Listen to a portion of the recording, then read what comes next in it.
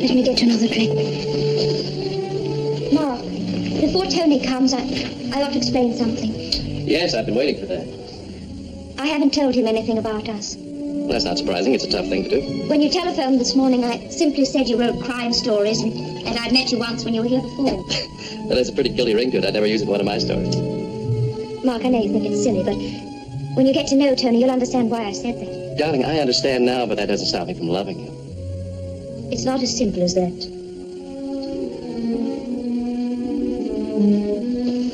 Tony's changed. Thanks. He's a completely different person to the one I used to tell you about. Really? When all this happened? That night I came to say goodbye. When I left your apartment, I came back here. I sat down on the sofa and had a good cry, and then I fell asleep. And when I woke up, there was Tony standing in the hall with all his bags and tennis rackets. He just said he decided to give up tennis and settle down to a job. Just like that? Just like that. Of course, I didn't believe him at first, but he meant it all right. But he's been wonderful ever since. I suppose that's when you stopped writing me. Margot, is it? Do you remember the letters you wrote to me? Yes, I remember. After I read them, I burnt them. I thought it best. All except one. You'll probably know the one I mean. Yes, I think I do. What about it? It was stolen. One day, Tony and I were going to spend the weekend in the country with friends, and while we were waiting on the platform, I noticed my handbag was missing, and the letter was inside. Where was this? Victoria Station.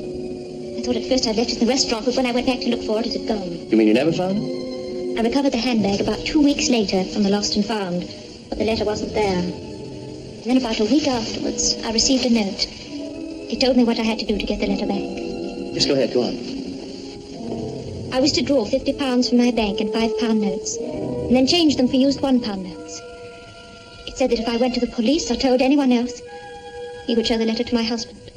You still have the note?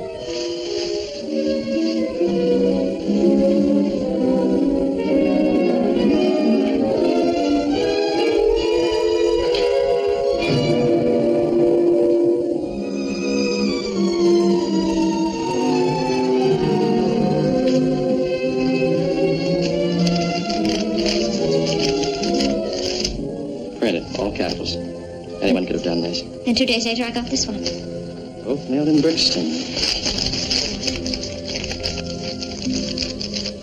Slap the money in a package and mail to John S. King, 23 Newport Street, Brixton, SW9. You'll get your letter by return. It's a little shop. People use it as a forwarding address. You didn't mail the money? Yes. Mark. But the letter was never returned. So after waiting about 2 weeks, I went there. They said they'd never heard of a man by that name. And the parcel was still there. It had never been opened. Well, that's something, I suppose. May I keep these? Yes, if you like. I can't understand why you didn't tell me about it. There wasn't anything you could do. You probably would have made me tell Tony and the police, and as it was only £50, I thought I'd pay up and have it done with it. Margot, I better tell Tony about us tonight. No, Mark, please, you mustn't. You don't understand. Tony's changed. Please. Oh, it was a year ago when you came to say goodbye. We were standing in the kitchen. I nearly turned around and said, I can't go through with this. Let's find Tony and tell him all about it. I believe you'd have done it then. Well, I can see this is going to be a rough evening. All of us saying nice things to each other. Look, there's only one thing you haven't explained. Why didn't you burn that letter, too?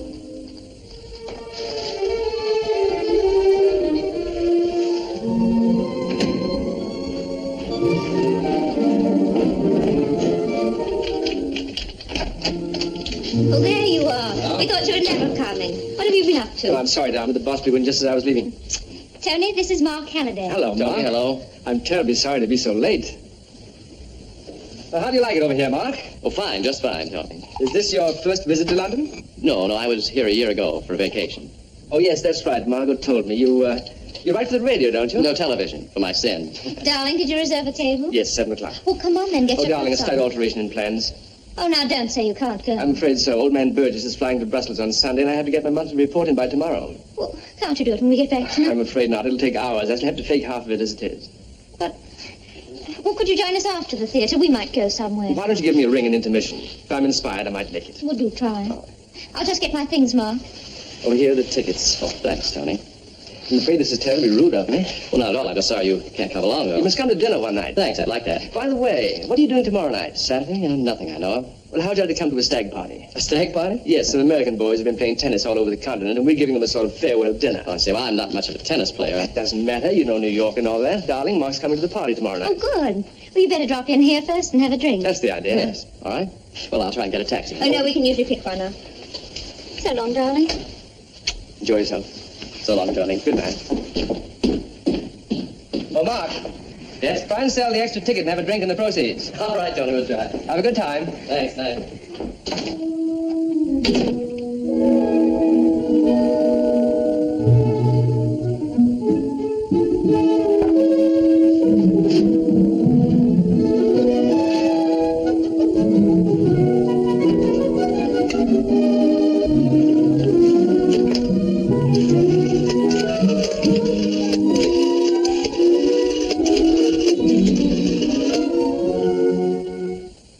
Hello, Hampstead 7899. Yes. Could I speak to Captain Lesgett, please? Speaking. Oh, good evening. You don't know me. My name is Fisher. I understand you have a car for sale. Oh, yes, an American car. Yes, I saw it at your garage. How much are you asking? 1100. 1100, I see. Well, it certainly looks just a job for me, but I don't like that price much.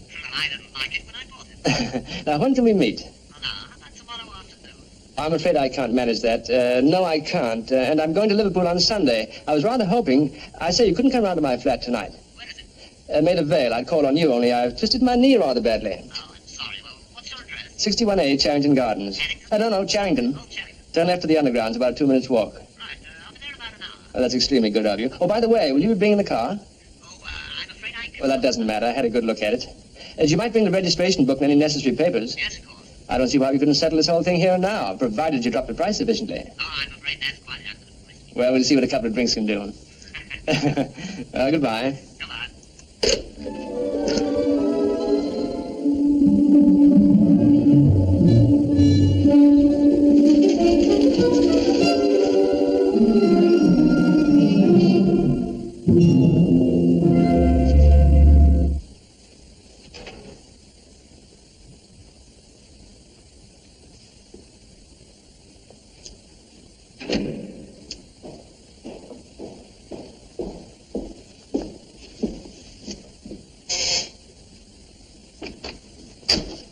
Mr. Fisher? Yes, Captain Lesgett? Yes. Won't you come in? Thank you.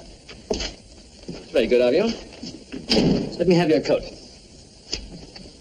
Having difficulty finding your way? No, none at all. Now, do sit down. How about a drink? You know, I can't help thinking I've seen you before somewhere. No, it's funny you should mention that. The moment I opened the door, I... Wait a minute. Lesgett? You're not Lesgett. Swan. C.J. Swan, always at C.A. C.A.? Well, you've got a better memory than I have. Fisher. When did we meet? Weren't you at Cambridge? Yes. Must be 20 years ago. You wouldn't remember me. I only came here last year. Well, what a coincidence. Yeah, this calls for a special drink. I was planning to palm you off in an indifferent port, but let's see what we have here. How about this? Perfect. By the way, how do you know my car's for sale? Your garage told me. That's odd. I don't think I mentioned it to anyone there. I was stopping for a fill-up, and I told them I was looking for an American car, and they gave me your phone number. I say, it is for sale, isn't it? Well, of course. Well, good, but I refuse to discuss the price until you've had at least 3 brandies. Well, I warn you, I drive a hard bargain, drunk or sober. So do I. You know, I think I must have seen you somewhere since we left Cambridge. Ever been to Wimbledon? That's it. Wenders. Tony Wenders. What's all this about Fisher?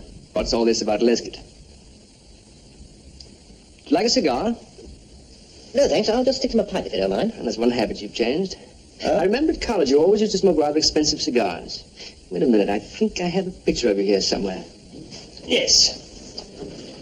Yes, here's one. Taken at a reunion dinner. There you are, with the biggest cigar in the business. Well, that's the first and last reunion I ever went to. What a murderous thug I look. Yes, you do, rather. Of course, I always remember you because of the college ball. You were the treasurer, weren't you? Honorary treasurer. Oh, I used to organize the beastly things. Yes, some of the ticket money was stolen, wasn't it? That's right, almost £100. I'd left it in a cash box in my study, and in the morning it had gone. It was the college porter, of course. Yes, of course. Poor old Alfred. He never could back a winner. Yeah, they found the cash box in his back garden. But not the money. 20 years ago.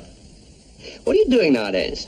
I deal in property. I say, I don't follow tennis very closely. Do you still play? No, I've given up tennis, or rather tennis gave me up. One has to earn a living sometime, and I had a pretty good run for my money. Went around the world 3 times. What are you doing now? I sell sports equipment. Not very lucrative, but it gives me plenty of spare time. Well, I see you managed to run a very comfortable little place. My wife has some money of her own. Otherwise, it'd hardly feel like blowing £1,000 in your car. 1,100. People with capital don't realize how lucky they are. I'm almost resigned to living on what I can earn. Well, you can always marry for money. Yes, I suppose some people make a business out of that. I know I did. Why do you think she married you? Well, I was a tennis star. Yes, but you've given up tennis. She hasn't left you. She nearly did. But after we were married, I played in the various championships and took Margot with me. She didn't like it much, and when we got back, she tried to make me give up tennis and play husband instead. In the end, we compromised. I went alone to America for the grass court season and returned after the national championships. I soon realized that a lot had happened while I was away. For one thing, she wasn't in love with me anymore. And there were phone calls which would end abruptly if I happened to walk in. There was an old school friend used to visit from time to time. One day we had a row. I wanted to play in a covered court tournament, and as usual, she didn't want me to go. I was in the bedroom. The phone rang. It all sounded pretty urgent. After that, she seemed rather keen that I play in the tournament after all, so I packed my kit into the car and drove off. I parked the car 2 streets away, walked back on my tracks. 10 minutes later, she came out of this house and took a taxi. I took another. Her old school friend lived in the studio in Chelsea. I could see them through the studio window as he cooked spaghetti over a gas ring. They didn't say much. They just looked very natural together. You know, it's funny how you can tell when people are in love. I went for a walk. Began to wonder what would happen if she left me. I'd have to find some way of earning a living to begin with. I suddenly realized how much I'd grown to depend on her. All these expensive tastes I'd acquired while I was at the top. Now, big tennis had finished with me, and so apparently had my wife. I can't ever remember being so scared. I dropped into a pub and had a couple of drinks. As I sat in the corner, I thought of all sorts of things. I thought of 3 different ways of killing him. I even thought of killing her. And that seemed a far more sensible idea. And just as I was working out how I could do it, I suddenly saw something which completely changed my mind. I didn't go to that tournament after all. When I got back, she was sitting exactly where you are now. And I told her I decided to give up tennis and look after her instead. Well, as things turned out, I needn't got so worked up after all. Apparently that spaghetti evening had been a sort of a fond farewell. The boyfriend had been called back to New York. an American? Yes. There were long letters from there. They usually arrived on Thursdays. And she burned them all except one. That one she used to transfer from handbag to handbag. It was always with her. That letter became an obsession with me. I had to find out what was in it. And finally I did. That letter made very interesting reading. Do you mean you stole it? Yes. I even wrote her 2 anonymous notes offering to send it back. Why? I was hoping it would make her come and tell me all about him. But it didn't. So I kept the letter. Why are you telling me all this? Because you're the only person I can trust. Anyway, that did it. It must have put the fear of God into them because the letter stopped. And we lived happily ever after. You know, it's funny to think that just a year ago I sat in that Knightsbridge pub actually planning to murder her. And I might have done it if I hadn't seen something that changed my mind. Well, what did you see? I saw you. What was so odd about that? The coincidence. You see, only a week before, I'd been to a reunion dinner, and the fellows were talking about you. How you'd been court-martialed during the war, a year in prison. That was news. Mind you, at college, we'd all said that old Swan would end up in jail. That cash box, I suppose. Well, what about it? Oh, my dear fellow, everybody knew you took that money. Poor old Alfred.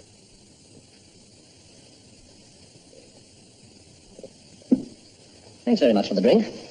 Interesting hearing about your matrimonial affairs. I take it you won't be wanting that car after all. Don't you want me to tell you why I brought you here? Yes, I think you'd better. It was when I saw you in that pub that it happened. Suddenly, everything became quite clear.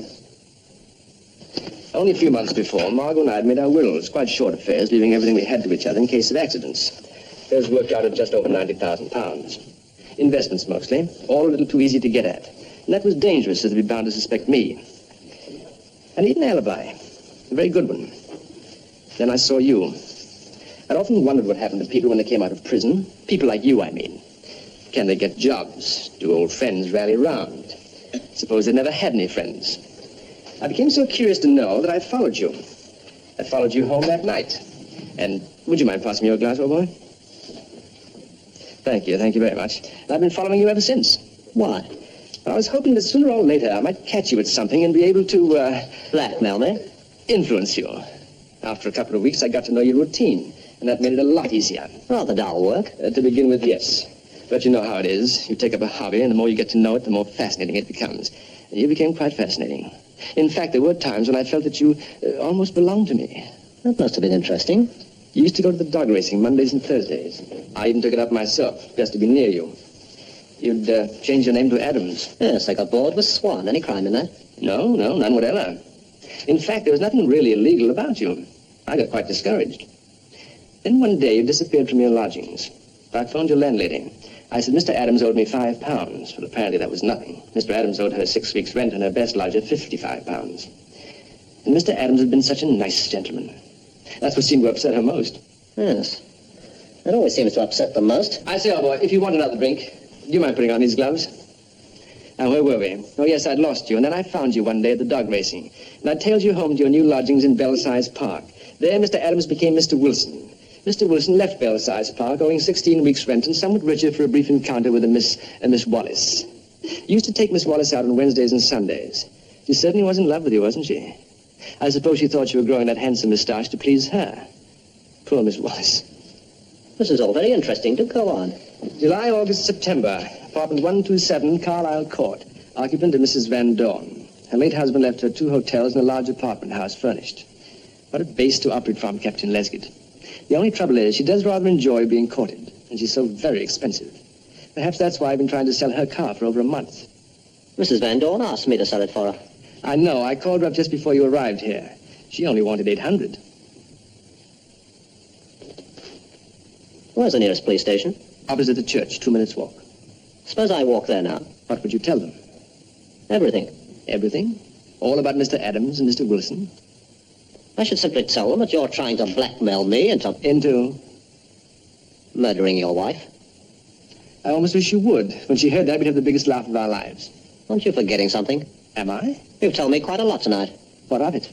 Suppose I tell them how you followed her to that studio in Chelsea and watched them cooking spaghetti and all that rubbish. Wouldn't that ring a bell? Oh, it certainly would. They'd assume you followed her there yourself. Me? Why should I? Why should you steal her handbag?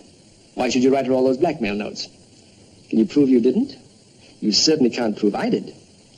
It'll be a straight case of your word against mine. That'd puzzle them, wouldn't it? What could you say? I should simply say that you came here tonight half drunk and tried to borrow money on the strength that we were at college together. When I refused, you mentioned something about a letter belonging to my wife. As far as I could make out, you're trying to sell it to me. I gave you what money I had, and you gave me the letter. It has your fingerprints on it, remember? Then you said if I went to the police, you'd tell some crazy story about my wanting you to murder my wife. But before you go any further, old boy, do consider the inconvenience. You see, I'm quite well known, and there'd be pictures of you as well. And sooner or later, there'd be a deputation of landladies and lodgers who would step forward to testify to your character. And someone is almost certain to have seen you with Miss Wallace.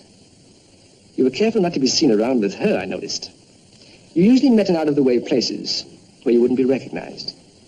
Like the little tea shop in Pimlico. That was her idea, not mine. Yes, it was a bit crummy, wasn't it? Hardly the place to take Mrs. Van Dorn. By the way, does Mrs. Van Dorn know about Mr. Adams and Mr. Wilson and Miss Wallace? You were planning to marry Mrs. Van Dorn, weren't you? Smart, aren't you? No, not really. I've just had time to think things out. Put myself in your position. That's why I know you're going to agree. What makes you think I'll agree? For the same reason that a donkey with a stick behind him and a carrot in front always goes forwards and not backwards. Tell me about the carrot. £1,000 in cash. For the murder? For a few minutes' work, that's all it is. And no risk, I guarantee. That ought to appeal to you. You've been skating on pretty thin ice. I don't know what you're talking about. You ought to know. It's in all the papers. Middle-aged woman found dead due to an overdose of something.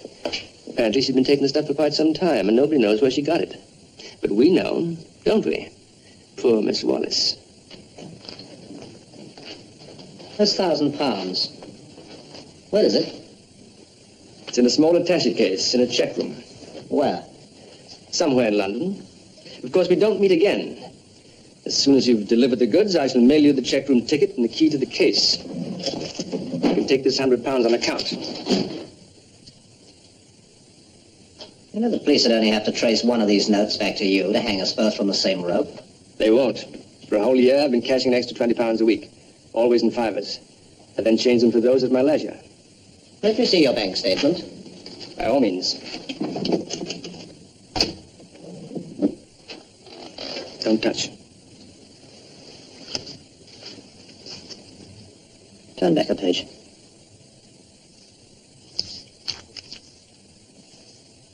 Ah, your balance has dropped by over £1,000 during the year.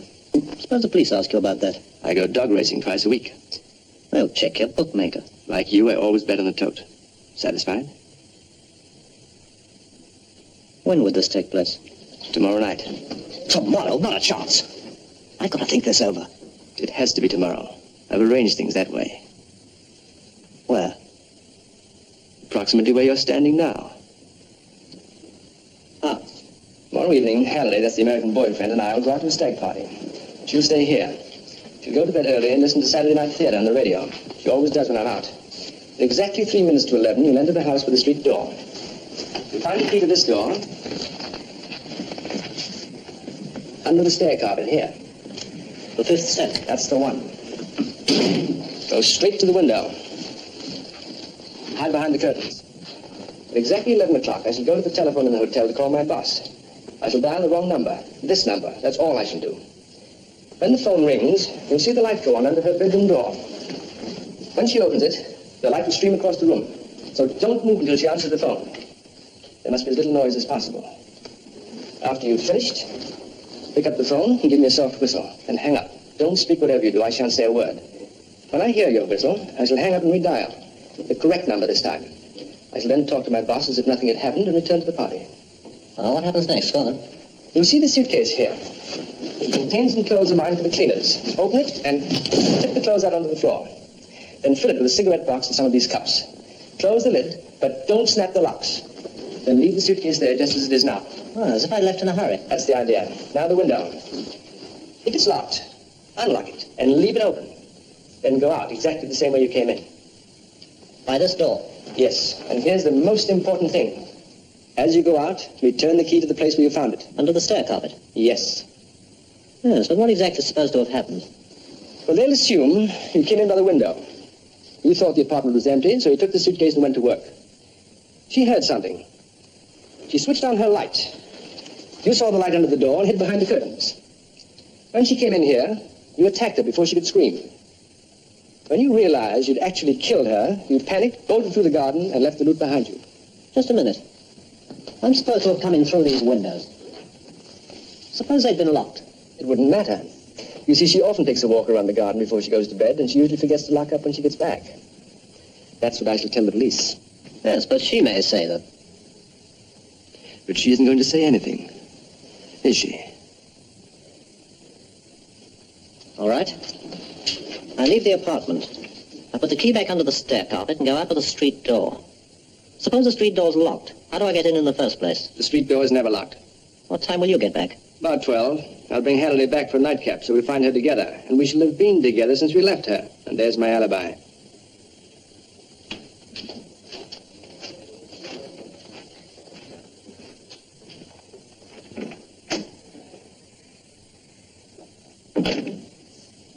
You've forgotten something. What? When you get back with what's-his-name, Halliday, how will you get into the apartment? I shall let myself in. But your key will be under the stair carpet. You'll see you getting it out. It'll get the whole show away. No, it won't be my key under the carpet. It'll be hers. I shall take it from her handbag and hide it out there just before I leave the flat. She's not going out, so she won't miss it. When I come back with Halliday, I'll use my own key to let us in. Then, while he's out searching the garden or something, I'll take the key from under the carpet and return it to her handbag before the police arrive. How many keys are there to this door? Just hers and mine.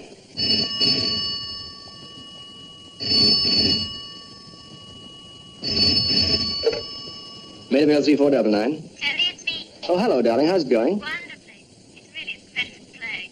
We're enjoying every minute. No, I'm sorry. I mean, I'm glad. You will join us, won't you? But I don't think so. I hardly seem to have started. Oh, darling, just a moment. I think there's someone at the door. Psst. You can be seen from the bedroom window. Sorry, darling. False alarm. Look, why don't you take Mark to Jerry's? How do we get in? Well, just mention my name. I don't know about the band, but the food's good. By the way, Maureen called up just after you left and wants us for dinner on Wednesday. But you've got something written in your diary for Wednesday, and I can't read your writing. Looks like Al Bentor. Who's he? Another one of your boyfriends? Albert Hall, you idiot. Oh, the Albert Hall, of course. I'm so glad we don't have to go to Maureen. She's such a filthy cook. Well, there's the bell. I must fly. All right, dear. Enjoy yourself.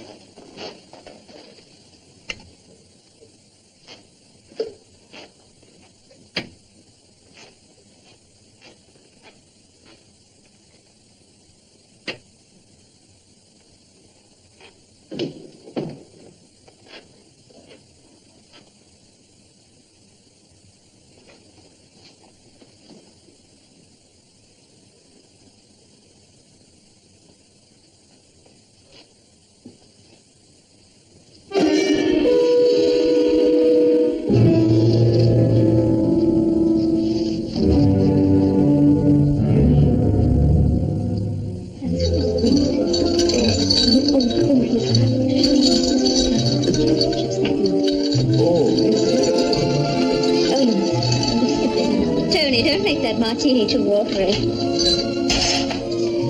Oh, now where's the picture of the Maharaja?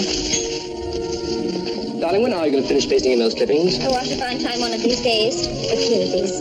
This is the Maharaja. Isn't he dreamy? The 4 Rolls Royces and enough jewels to sink a battleship, but all he really wanted was a big Wimbledon. Oh, the poor darling. He was so short-sighted that he could barely see the end of the racket, let alone the ball. You know, you should, you should write a book about all this. Why don't you two collaborate? A detective novel with a tennis background. Yes, what about it, Mark? You provide me with the perfect murder. Nothing I like better. How do you go about writing a detective story? Well, you forget detection and concentrate on crime. Crime's the thing. And then you imagine you're going to steal something or murder somebody. Oh, is that how you do it? Interesting. Yes, I usually put myself in the criminal's shoes and I keep asking myself, what do I do next? Do you really believe in the perfect murder?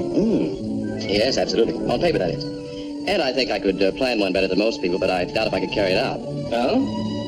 Why not? Well, because in stories, things usually turn out the way the author wants them to, and in real life, they don't.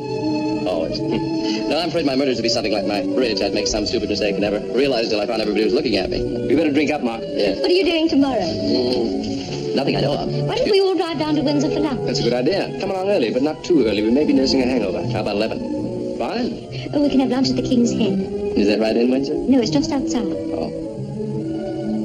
Darling, did I lend you my latchkey? I can't seem to find it anywhere. I don't know. I may have them both in my handbag. I'll just look.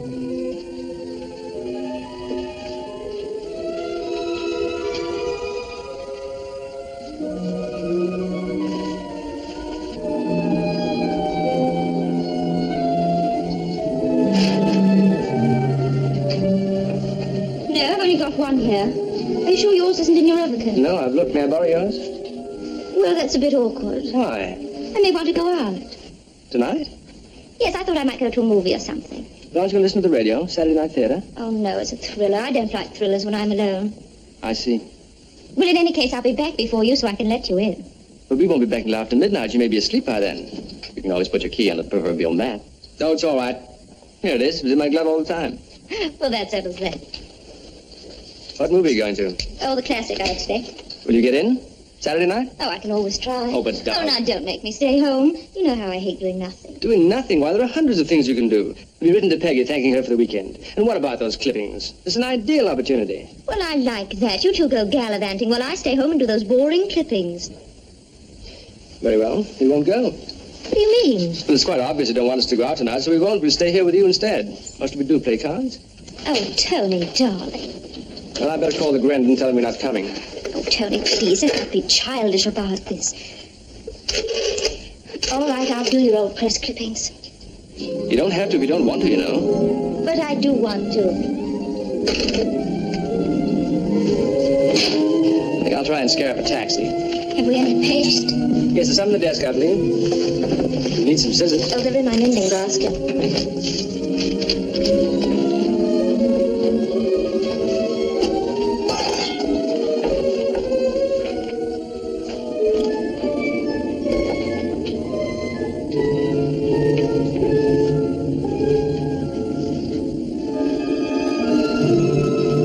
Lend me some change, dear. I need some money for the taxi.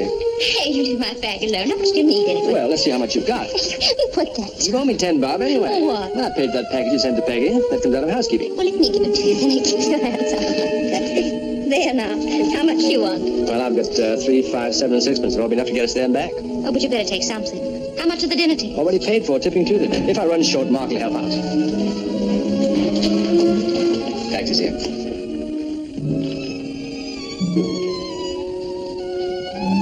Tony, what are you waiting for?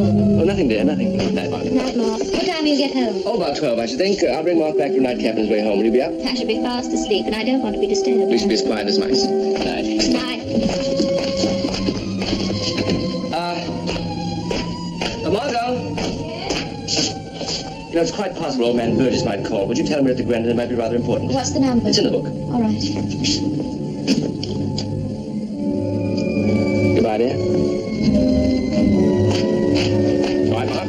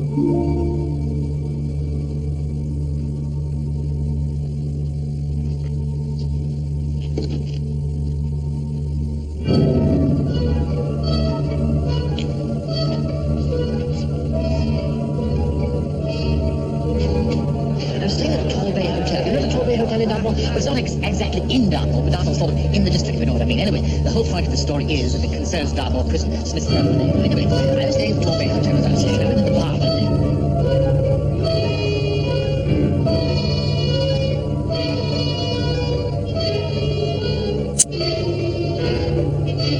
So I tell you, Stephenson, what I'm doing is, I'm a commercial traveller. I sell agricultural machinery. I said agricultural Excuse me, machinery. Robert. Any of you fellas at the right time? Yes, I have 7 minutes past 11. I make it only just after 11.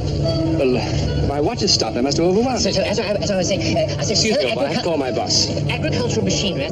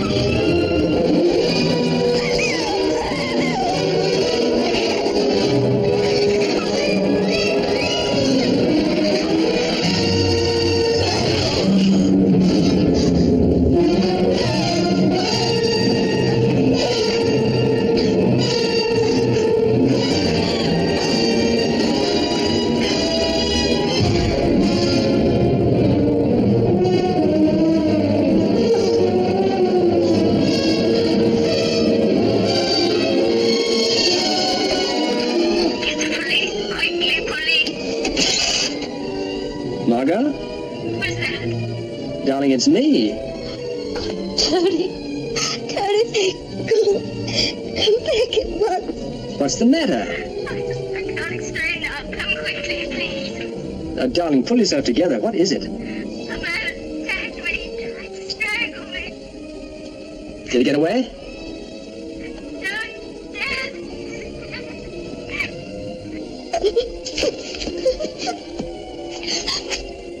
Tony, are you still there? Margot, now listen very carefully. Don't touch anything. I'll be with you right away. No, I won't. Don't touch anything and don't speak to anybody. Till I get there. No, I won't touch anything. You promise? Yes, I promise. Only please be quick.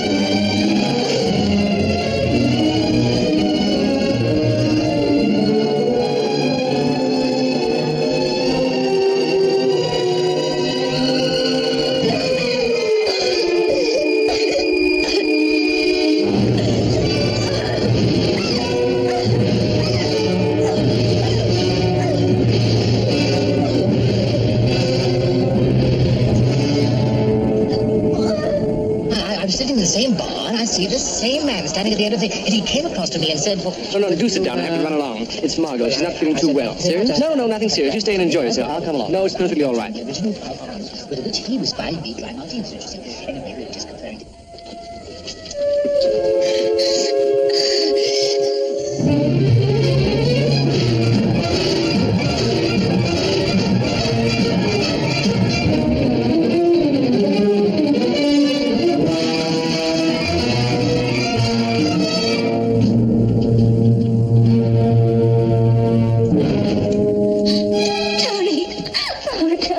It's all right, darling. It's all right. What happened? He got something around my throat. It felt like a stock. Are you sure? Let me see. I got up to answer the phone and he came from behind and tried to strangle me. I almost passed out. I felt the scissors in my hands and then he let go suddenly and he fell on the floor.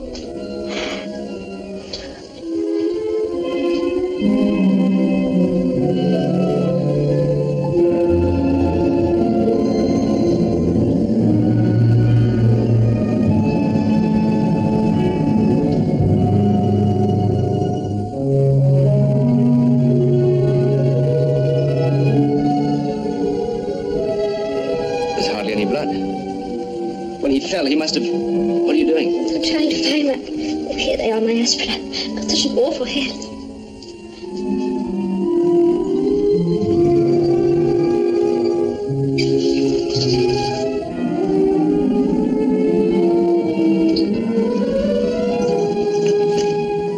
What is it?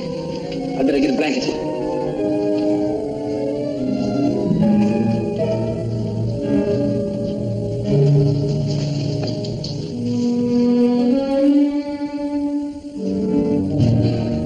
Shut the window, please. No, he mustn't touch anything until the police arrive. He must have broken in. Wonder what he was after. Those cups, I expect. When will the police get here? Have you called them already? No. You told me not to speak to anyone. Hadn't you better call them now? Yes. Where's Mark? I told him to go straight home. Operator. Hello, operator. Get me the Maida Vale police, quickly. Did you tell him? No, I didn't know what had happened. I just said that you weren't feeling well. Maida Vale police.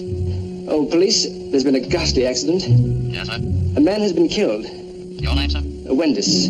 Is that a double S? No, D-I-C-E. Your address, sir? 61A Charrington Gardens, ground floor apartment. Was it an accident? I don't know. What do you mean, sir? You don't know? You think he might have been killed by someone? I don't know. Well, have you any idea who might have done it? I'll explain that to you when you come. How long will it take? About 2 minutes. 2 minutes. And don't touch anything, will you, sir? No, we won't touch anything. Goodbye. I'll get dressed. Why?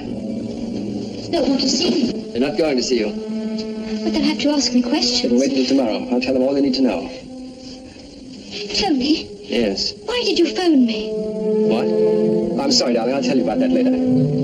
I just thought of something. You said he used a stocking? I think it was a stocking or a scarf, isn't it there? No, but I expect they'll find it. Then you go on to bed.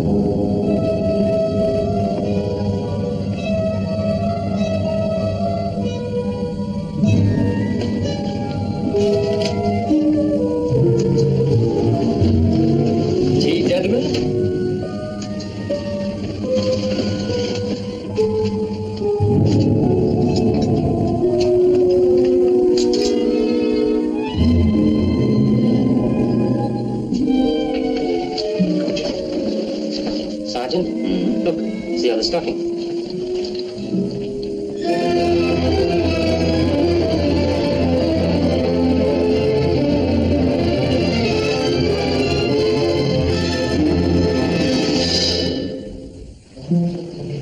All right, break it up. Let's get moving on.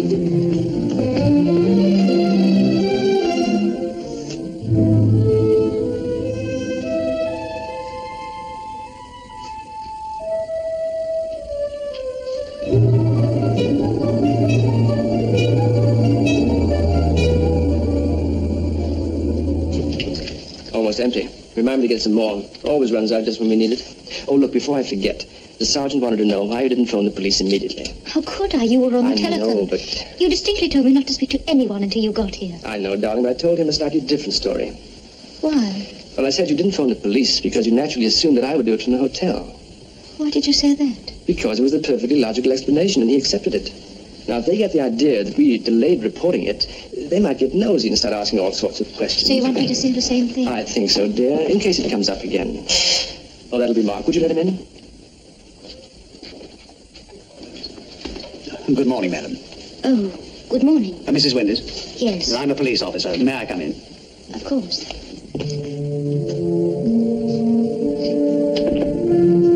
Excuse me, I'll just tell my husband you're here. Thank you.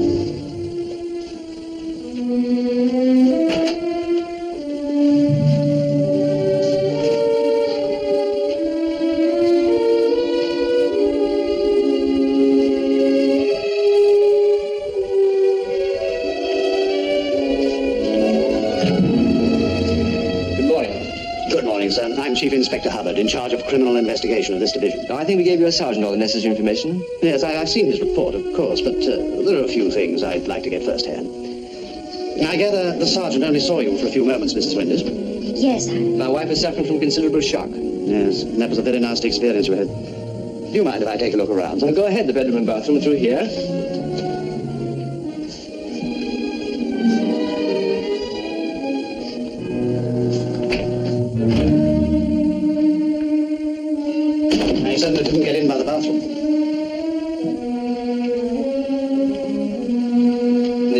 there's bars on the window.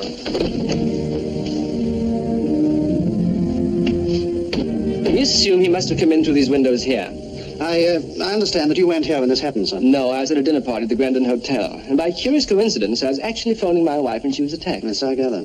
Can you tell me exactly what time it was, sir? No, I'm afraid I can't. I do remember my watch had stopped. Did you notice, Mrs. Wyndham? No, I didn't. Won't you sit down, Inspector? Thank you. Have you any idea who he was? Oh, yes. Yes, at least we've discovered where he lived. There still seems to be some confusion as to his real name. Oh? He appeared to have several. Had you ever seen him before? Why, no, of course not. Oh, is this him? Yes. You don't recognize him? No, I never saw him. But didn't you even catch a glimpse of his face? No, you see, he attacked me from behind, and it was dark. I hardly saw him at all. Yes, but before I showed you these photographs, you said you'd never seen him before. Now, how could you know that if you never saw his face last night? I don't quite understand. Inspector, my wife simply means that as far as she knew, she never saw him before. Was that what you meant? Yes. How about you, son? Had you ever seen him before? No. No? At least... Yes? It's very like someone I was at college with. But the moustache makes quite a difference. Oh, what was his name? Oh, I don't know. It must be 20 years since I left. Was it Lesgett? No. Wilson? No. Swan? Swan. Wait a minute. Swan. Yes, that's it. Here's an old photo taken at a reunion. We were at the same college together. There he is there. Oh, that's unbelievable. Did you know him well? No, he was senior to me. Have you met him since then? No. At least, come to think of it, I did see him quite recently, but not to speak to. Oh, when was that? Oh, about 6 months ago at a railway station, Victoria, I think. I remember noticing how little he'd changed. Now, had he a moustache then, sir? No. Mrs. Winters, would you show me exactly what happened last night? Tony, do I have to? I'm afraid so, darling.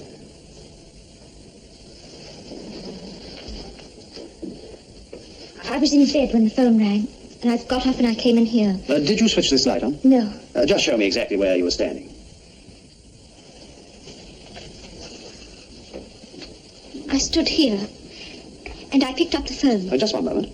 Are you sure you had your back to the window like that? Yes. But why? Why not?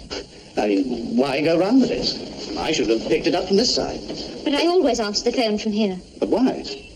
Well, in case I have to write anything down, I can hold the phone in my left hand. I see. I'm sorry. Go.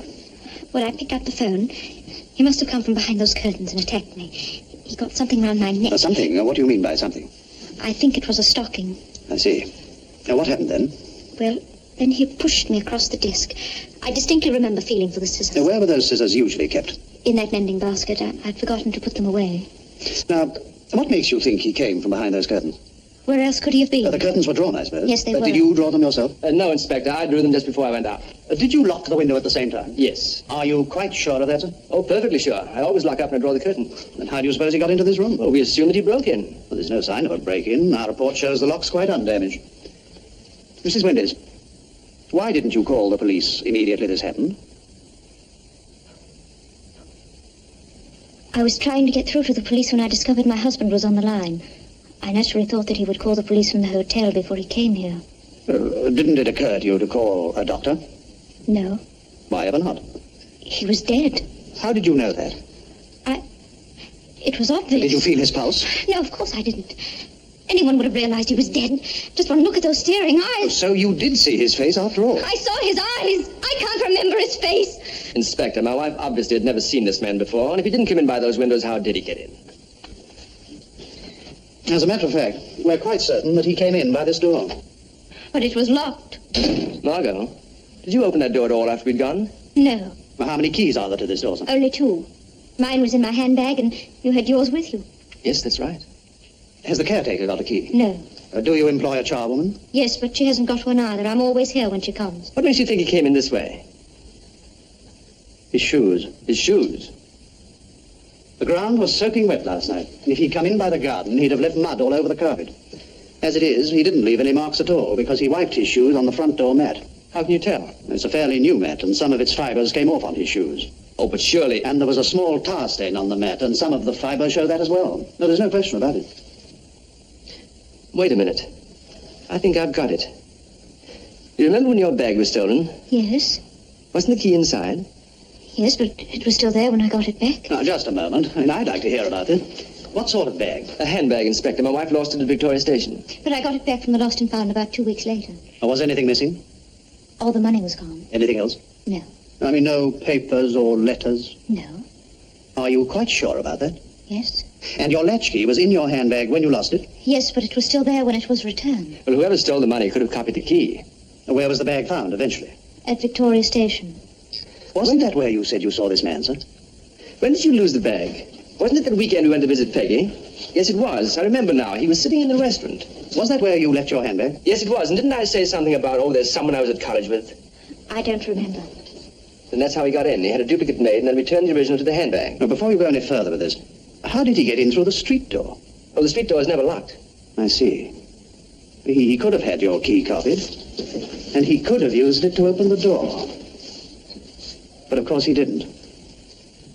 Why not? Because if he had, the key would still have been on him when he died. But no key was found when we went through his pockets. Well, we seem to be back just where we started, don't we? Well, not quite. Well, then how did he get in? We'd better get all this down on paper. I'd like you both to make an official statement before the inquest.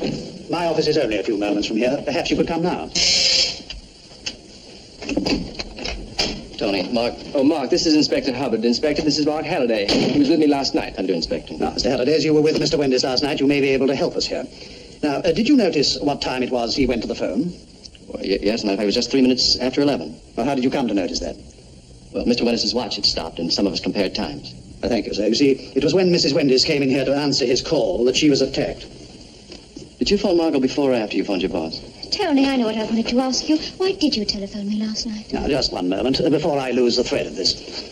Now, at 3 minutes past 11, you left your party to phone your boss. Yes, I used the payphone in the lobby. Now, how long were you on the telephone to your boss before you called your wife? As a matter of fact, I never did speak to him. I couldn't remember his number in the country, so I rang my wife to ask her to look it up in the address book on the desk. You mean you hauled me out of bed just to get his number? I had to, darling. You see, my boss is flying to Brussels this morning. I wanted to remind him of something. It was rather important. Wasn't there a telephone directory in the hotel? Yes, but his country number wouldn't be in that directory. And did you phone him? Oh, no, naturally. When I heard what had happened here, I forgot all about it. Yes. Mr. Halliday, Mr. and Mrs. Wenders are coming to my office now to make their statements. Would you be good enough to give me your address, sir? I may want to get in touch with you. Why, certainly. I'll just get my coat. I'm staying at the Carfax Hotel. No, just write it down there, will you? Your telephone number as well. Right.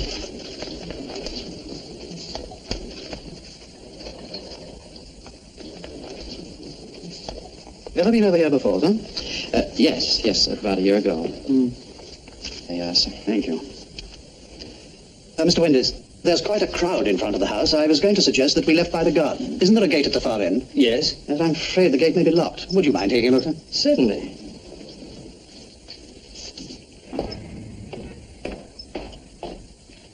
How much does he know about you and Mrs. Wenders?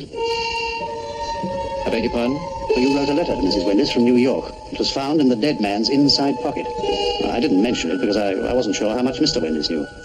Have you any idea how it got there? No. Where's Tony? He's just gone into the garden. Mrs. Wenders, when you lost your handbag, did you lose a letter as well? No. Margot, it was found in the dead man's pocket. You did lose it, didn't you? Yes, I did.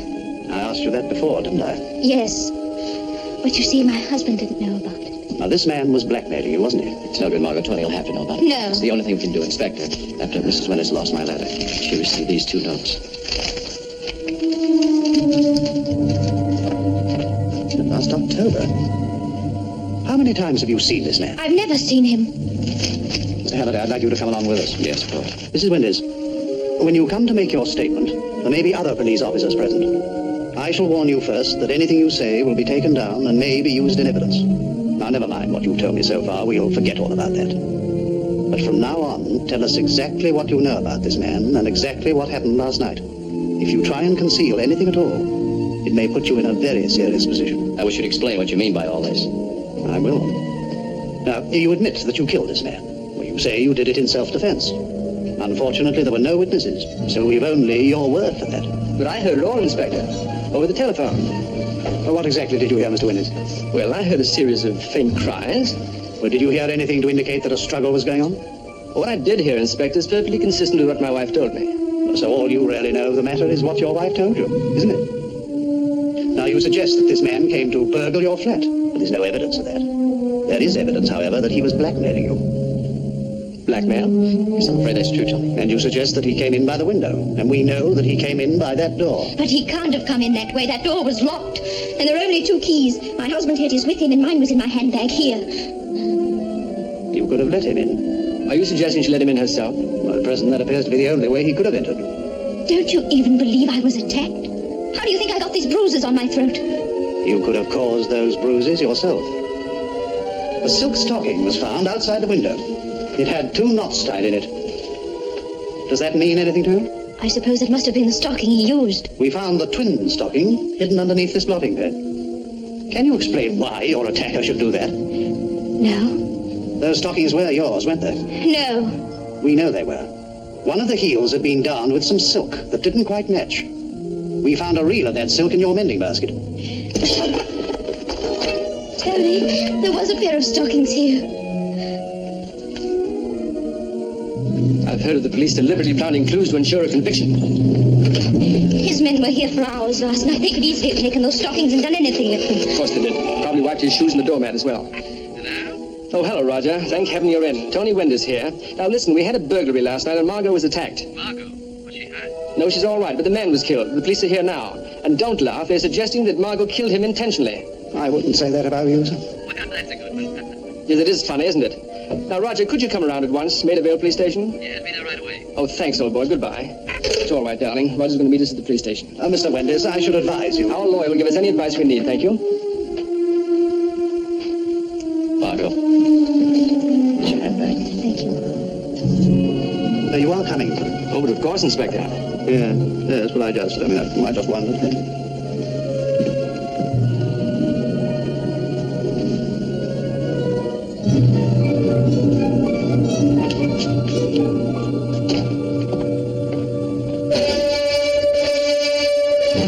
I charge you that on the 26th of September you did willfully murder Charles Alexander Swan. Do you wish to say anything in answer to this charge? And did you, at any time in your life, meet this man Swan? You received a letter from Mr. Halliday. This letter was found in the dead man's pocket. Now you say you did not know. Do you find the prisoner, Margot Mary Wenders, guilty or not guilty? Guilty. The sentence of this court is that you be taken to the place from whence you came, from thence to a place of lawful execution.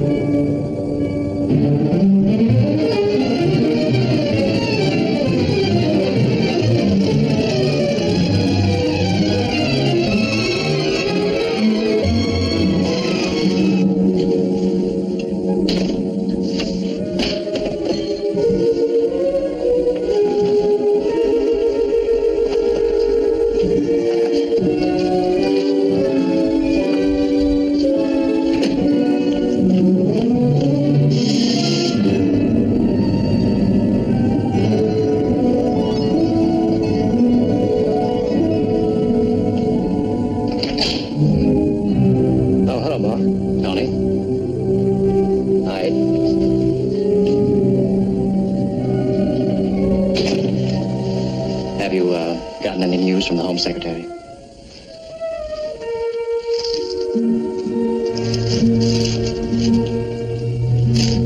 Then it's tomorrow. Tony, I take it you'd do anything to save her life. We've done everything. No, Tony, we haven't done everything. I've been trying to figure out something for weeks just in case it came to this. Now I really believe it's her only chance. Let's have it. Margot was convicted because nobody believed her story. The prosecution made out she was telling one lie after another, and the jury believed him. But what did his case really amount to? Just 3 things. My letter, her stocking, and the fact that because no key was found on Swan, she must have let him in herself. Don't try and tell me. Wait a minute, Tony. Now, hear me out. This is where you come in. Now, you've got to go to the police and tell them some story. Anything that will convince them that Margot wasn't lying after all. The police aren't likely to believe anything I might tell them. Tony, I've been writing this stuff for years. I figured out something for you to tell them. Now, let's take those points one by one. Margot says she never let Swan in through this door. Okay. He must have opened it somehow. Suppose you tell the police that you left your key out here somewhere. Then Swan could have let himself in. How do you know it was there? You told him. But I haven't met Swan in 20 years. Tony, Swan is dead. Now, we've got to make the most of that. You can tell any story you like about him now. You can even say that, well, you two met somewhere and you planned this whole thing together. Planned what? Are you suggesting I arranged for Swan to come here that night to blackmail her? No. To kill her. Kill Margot? That's it. Why? Because she said so. He came from behind the curtain, and he tried to strangle her. Okay, that's what he did. All you've got to do is support everything she said. Don't you see, Tony? That's my whole idea. But what about your letter? A man doesn't try and kill the person he's blackmailing. It doesn't make sense. Yes, I know. That worried me for a while, too, but I've got that licked. You tell them that you stole her handbag yourself. Why should I do that? Because you wanted to read my letter. And when you had read it, you got mad and decided to teach her a lesson. So you wrote those blackmail notes. Nobody can prove you didn't. And you can also say you never saw Swan at Victoria Station. You just invented that to try to connect him with my letter. Don't you see, Tony, how it all hangs together? But your letter was found in his pocket. Where'd you put it there? When? It's sometime before the police arrived.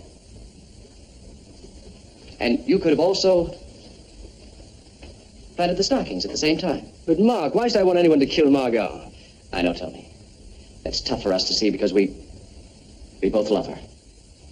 But we need a reason now. We need it badly. Let's take one of the old stock motives. Had Margot made a will? Yes, I believe she had. Who's the beneficiary? Why, I am, I suppose. There's your reason, Tony. But thousands of husbands and wives leave money to each other without murdering each other. The police wouldn't believe a word of it. They'd take it for exactly what it is. A man trying desperately to save his wife. Well, I certainly think it's worth that try. Let's face it, they can't hang you for a murder that never came off. Most you get to be a few years in prison. Thanks very much. It's a small price to pay, Tony. You'd be saving her life. That's fine coming from you, Mark. Her life wouldn't be in danger at all if it hadn't been for you. It's because of her association with you that she lost the sympathy of the jury. Don't get me wrong, Mark. If there was the slightest chance of this coming off, of course I'd do it. But it's got to be convincing. For instance, how could I possibly have persuaded Swan to do a thing like this? Well, you offered him money or something. What money? I don't have any. Yes, you'd have had Margot's. It'll be months before I get my hands on that. And people don't commit murder on credit. Now, I'm afraid you'll have to think of something better than that. I know you're trying to help, but can you imagine anyone believing a story like that? Yes, I can. If you make them believe it. But I wouldn't know what to say. You'd have to come with me. Oh, Tony, that'd really be a mistake. They know the kind of stuff I write. We wouldn't stand a chance then.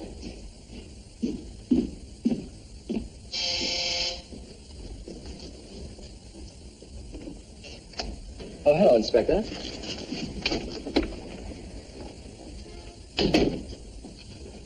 Is it about my wife? No, sir, I'm afraid not. Then what is it? Well, I'm making inquiries in connection with a robbery that took place about 3 weeks ago, sir. Well, can't it wait a few days? Of course, sir, I'm very conscious of your position. If I may, I'd like to say how deeply sorry I am. Yes, Inspector, yes, all right. Now, how can I help you? Well, the cashier of a factory in Ledbury Street was attacked in his office, and 2 men made off with several £100s, mostly in pound notes. What has all this to do with me? Well, in cases like this, all police divisions are asked to keep a lookout for anyone spending large sums of money. I see. And I was wondering if you'd sold anything recently for cash. Why? Well, my sergeant happened to be making inquiries at Wales's garage the other day, and it appears that you settled an account there recently for just over £60. Yes, well, you see, I happened to have quite a bit on me at the time, so I settled for cash. I see. Had you just drawn this money from your bank? Have you been to my bank, Inspector? Yes, as a matter of fact, I have. Yeah, but they wouldn't help me. Oh, bank statements are always jealously guarded. Yes, well, I'm rather surprised you didn't come to me first. It was only a routine matter. After all, I didn't want to disturb you. Where did you get it, sir? Is that any of your business? Well, if it was stolen money, yes, sir, it is my business. Do you mind if I smoke? Go ahead. Do you really think I've been receiving stolen money? Well, until you tell me where you got it, I shan't know what to think, shall I? You see, if you got this money from someone you didn't know, I mean, that might be the very person we're looking for. Hello. Is this yours, sir? What is it? Somebody's latchkey. It was lying on the floor just here.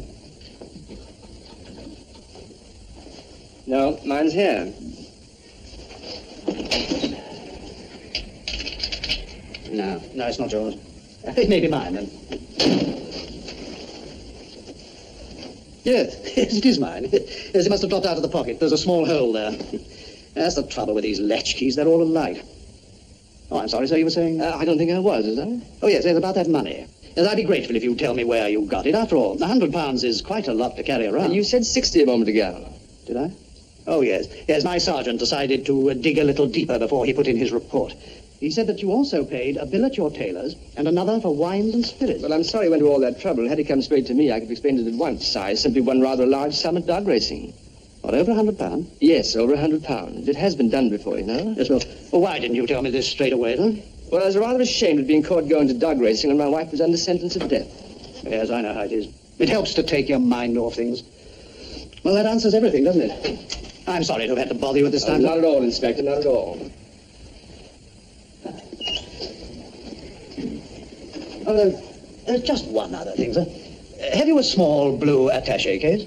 Don't say you found it already. Why, have you lost it? Yes, I was going to report it this afternoon. I think I left it in a taxi. I see. Well, we must try and get it back, mustn't we? Where did you pick the taxi up, sir? Hyde Park Corner, about half an hour ago. Anything valuable? No, a few books and... Any money? £2 or £3 an envelope, I believe. Not 200 or 300. No, I'm afraid not. Just as well. Tell me, Inspector, how did you find out about the attaché case? Well, the wine shop mentioned that you had it when you paid your bills, so my sergeant checked back on your garage and your tailor. They both remembered you having it with you when you paid them. Yes, well, I used it instead of a briefcase, you see. Well, these taxi men are pretty good at turning things in. I hope you'll find it all right, sir.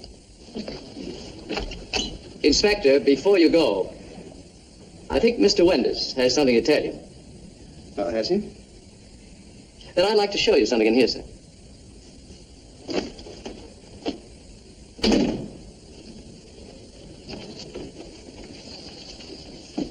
No wonder you couldn't bear to sleep in her bedroom. There must be over £500 here. Where did you get it? Well, I can tell you why he got it. This money was to have been paid to a man named Swan after he murdered Mrs. Wenders. But as you know, there was an accident, so it wasn't necessary to pay Swan after all. Obviously, he couldn't produce all this without questions being asked, so he lived on it. He's been living on it since the 27th of March. Well, Mr. Wenders? Before you came, Inspector, he was trying to persuade me to go to the police with the most fantastic story you ever heard. Apparently, I bribed Swan to murder my wife so that, correct me if I go wrong, Mark, so that I could inherit all her money. And that isn't all. You remember Mr. Halliday's letter? Well, apparently Swan didn't steal it, I did. And I wrote those 2 blackmail notes, and I kept Mr. Halliday's letter and planted it on the body. And the stocking was... Oh, yes, the stocking. Perhaps I'd better tell this, Mark. It might sound more like a confession. I substituted... Is that the right word? Yes, I substituted my wife's other stocking for the one that... you do follow me, don't you? What else, Mark? He told Swan he'd hide his key somewhere out here. Probably up on this ledge. Swan let himself in. He hid behind the curtains. Then Wenders telephoned from the hotel. That brought her... Just one moment. If Swan had used Mr. Wenders' key, it would still have been on him when he died. Besides, how did Mr. Wenders get in when he returned from the hotel? Well, she could have let him in. And he could have taken his key from Swan's pocket before the police got here. But he let himself in with his own key. That came out in the trial. Don't you remember? Come on, Mark. Your move. Swan could have taken the key down from here, unlocked the door, and then replaced the key on the ledge before he came in. All right, Mr. Halliday, this is all very interesting, but it isn't getting me any nearer what I came to find out. But this is a question of life and death. What else matters? What matters to me is where Mr. Wenders got this money. That's all I want to know.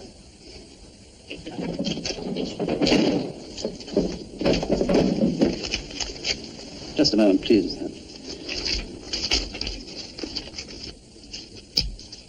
Inspector Williams, look at this. The last check he wrote was on the 26th of March. That's the day before this all happened. I tell you, he's been living off it ever since.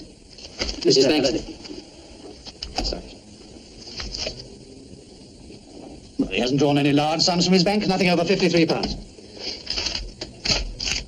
But look, Inspector. Practically every week. £35, 40, £45, 50. He could have saved it up. Of course, I could have been planning all this for years. Then where did you get it? You really want to know? I warn you, you won't like it, Mark. Come on. All right, you asked for it. When she called me back from the party that night, I found her kneeling beside Swan's body, going through his pockets. She kept saying he had something of hers, but she couldn't find it. She was almost hysterical. That's why I wouldn't have the police question her. In the state she was in, she'd have told every lie under the sun.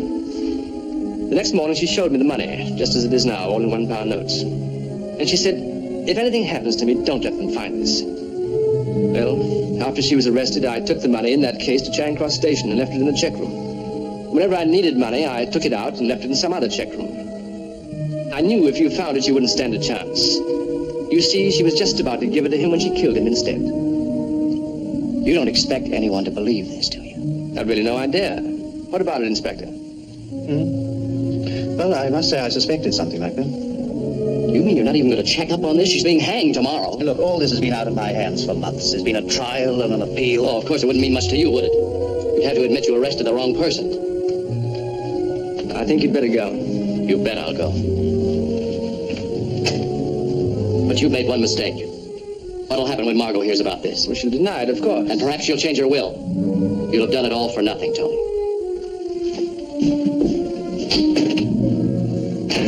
If I'd told that story of his, would anyone have believed me? No, not a chance. Before nearly every execution, someone comes forward like this. This must have been very distressing for you, coming as it did. You suppose they let him see her? I don't want her upset just now. Have a word with your lawyer. He might be able to prevent it. And I should get all that money into the bank before somebody pinches it. Thank you, I think I will. I hope Mr. Halliday's not waiting outside to see me. Would you mind just taking a look, sir, to make sure he's gone?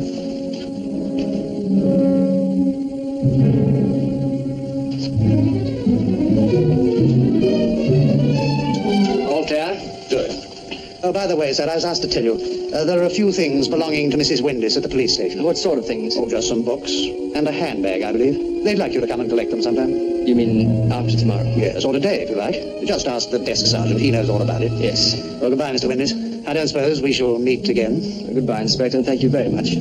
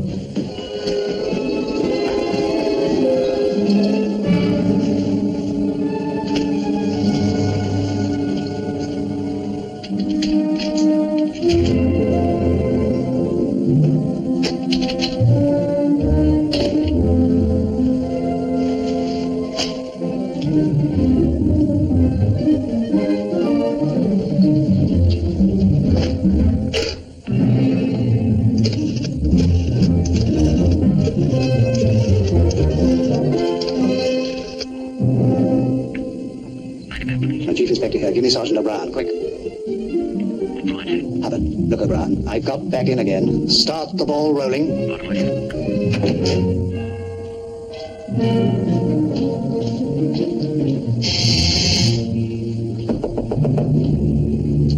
Inspector Hubbard.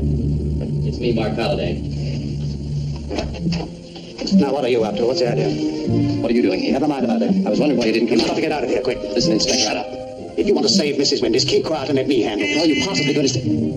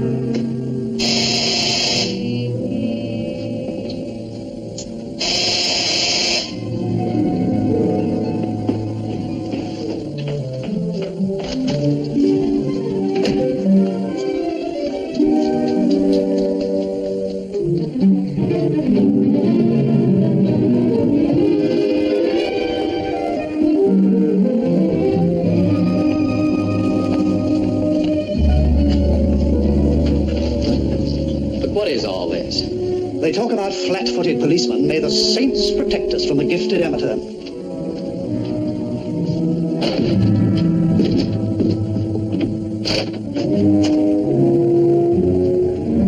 Better prepare yourself for a surprise, Mr. Halliday.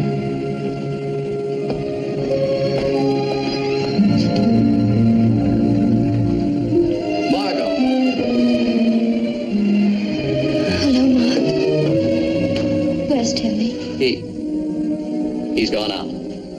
When will he be back? We're not sure. Was that you who rang just now? Yes. Why didn't you let me in? You've got a key. Why didn't you use it? I did, but it didn't fit the lock. No, and you know why, don't you? No, I don't. Has the lock been changed? May I have your bag a moment?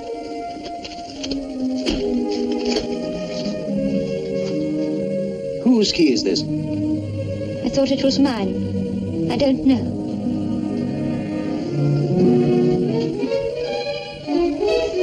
What's going on here?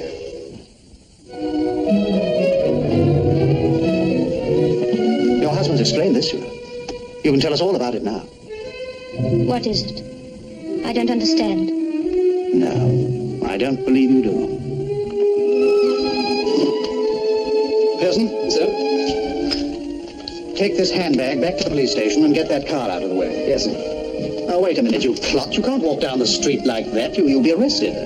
Here, put it in this. Margot, how did you get here? I don't know. About an hour ago, the warden came to see me. Just said I was to be taken home. And then 2 detectives brought me here. And they said I could go. But I couldn't get that door open. Where's Tony?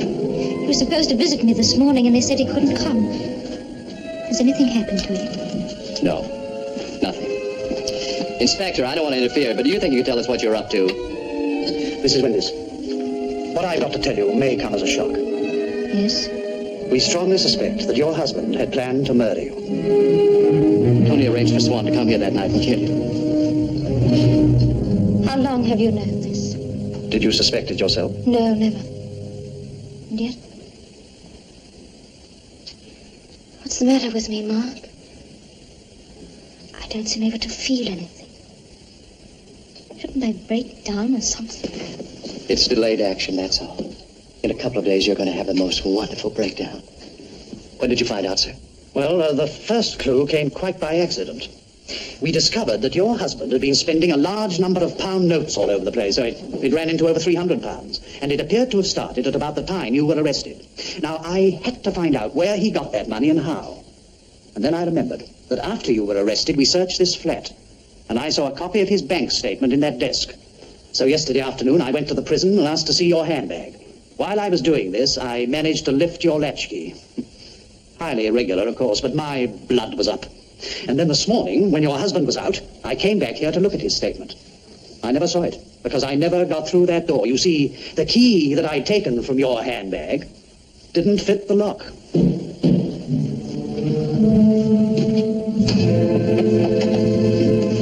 Williams? Bendis!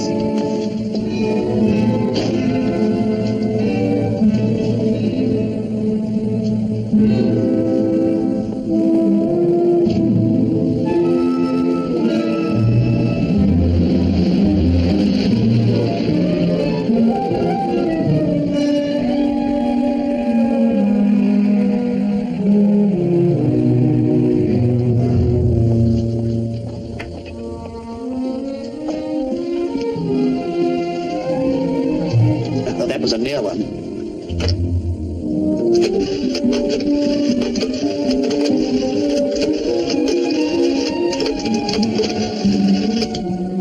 Police. O'Brien speaking. Look at Brown. He's found out about his raincoat. He just came back and couldn't get in. I think he's on his way to the station now. Has Pearson arrived with the handbag yet? Yes, sir. Good. Now listen. Give Wendis those books and the handbag and make sure he sees the key. Better make him check the contents and sign for them. If he wants his own key and raincoat, tell him I've gone to Glasgow. Right, sir. Any questions? No questions. Right, call me back when he leaves the station. Right, sir. Well, Mr. Halliday, have you got it? I don't think so. Where's Mrs. Wendis' key?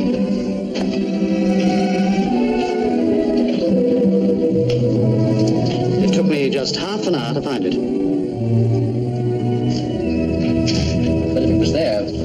didn't Wenders use it just now? Oh, he didn't use it because he doesn't realize it's there. He still thinks it's in his wife's handbag. You see, you were very nearly right. He told Swan that he would leave your latchkey under the stair carpet, Mrs. Wenders, and told him to return it to the same place when he left. But as Swan was killed, we naturally assumed that your key would still be in one of Swan's pockets. That was his little mistake, because Swan had done exactly as you suggested, Mr. Halliday. He unlocked the door, then returned the key before he came in. And it's been out there ever since. And the key Wenders took out of Swan's pocket and returned to her handbag was Swan's own latchkey. Mind you, even I didn't guess that at once. Extraordinary.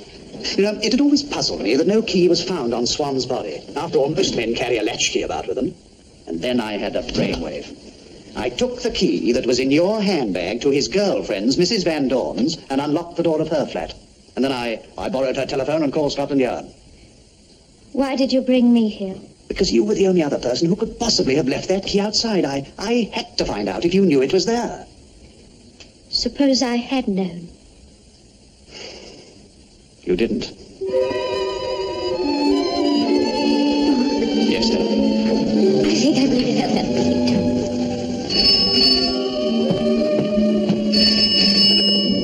Inspector Hubbard? O'Brien? Yes, he's just left the station. Right.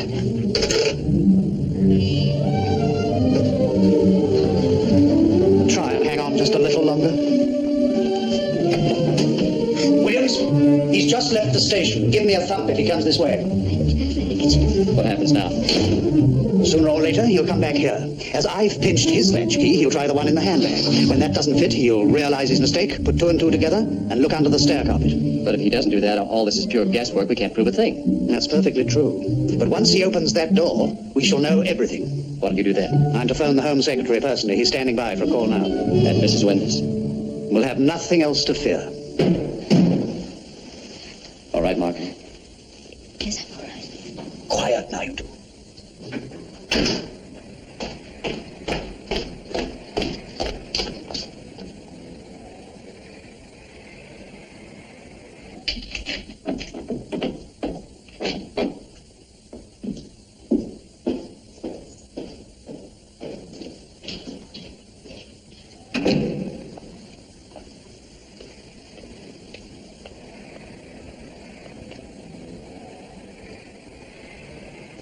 What's he doing? He's wondering why that key doesn't fit. He's going round to the back entrance. He's stopped again. He's looking at the handbag now. He's trying to remember when he put the key back in there. No, he's given up. I'm afraid we've had it this time. He's going way down the street. Hold it. He stopped again. He's turning round. He's staring at the key. Of course, that's Swan's key, isn't it? Now he's got it. He's coming back fast. He's remembered.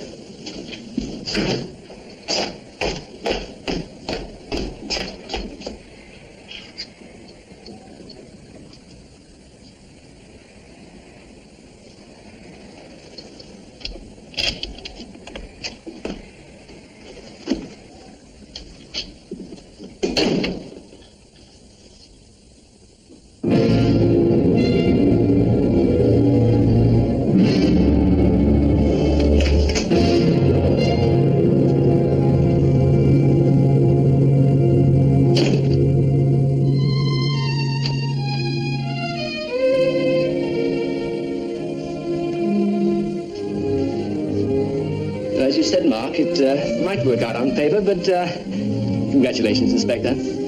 Oh, by the way,